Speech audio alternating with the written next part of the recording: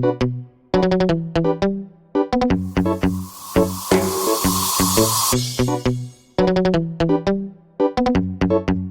Fresh on the track.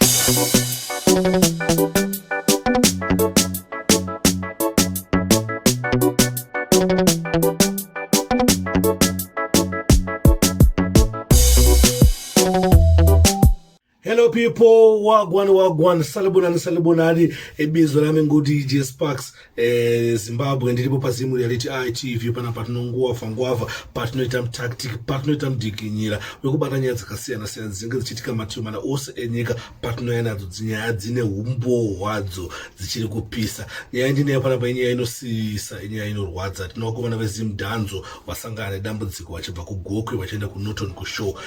Nyaya yakamira sei? Ndine umbo hwandinawo vachakuratidzai, asi before usandapinda panyaya yangu munozoti tsiketo pazimu rati ITV kutanga nekumhoresana nevatanga kusvika panapa tobva tangowasimbisa kuti musabve panapa musina kusubscribe kuitira kuti musapotswe nezvatinokanda zvatinoposta zuva rega rega zuva nezuva tinokanda something new. Nyaya ndineyo panapa ndeye anonzi Tangai Bhawa hitmaker namfana Culture Love netimu yavo vaibva kushow kugokwe pane show yanga iri kugokwe yavaifanira kungaita se yavainoperforma ikoko then wakudzoka pane dambudziko rakasangana naro pakadoma apo ndokuti accident. Saka mukomana akakuwara ndi Fydale Tangai Bhawa hitmaker ndiye akazoita problem, akakuwara gumbo neruoko. Mapictures ake ndo ari pascreen apo. Saka anga achitokumbira regular achitaya kuti mhuri yeZimbabwe ndiregererewo mhuri yeNorton because anga neshow kuNorton kwaanga suppose ngaita se achinoperforma ikokoko. Saka tisongoti kwakune youth gala yanga iri ikokoko musi 18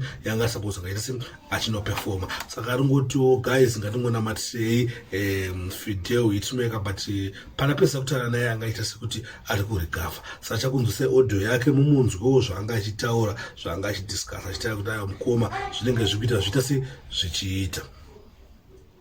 I was on my way home ndichibva kugokwe hotel kuevent East End nditorina mota mangu akutoenda pana Culture Love naElia mupesi wangu anonzi Elia mupesi andidriver ainzi Lee because ndandagara kusiti rekumberi, so mota inge iri pamberi yakangonomisa maemergency brake takusvika pakevi ndichinoapproacha kadoma ndichibuda ndechemukwekwe ma1 ndo pakati tikahora dzese ipapo. Saka roko ndo rakanonyanyoita ma1 nekugumbo rimwe gumbo rekuright, bhonzo regumbo rekuright izvezvi raanane manje bozitoita chitotsika but ipapo anga ari ma1.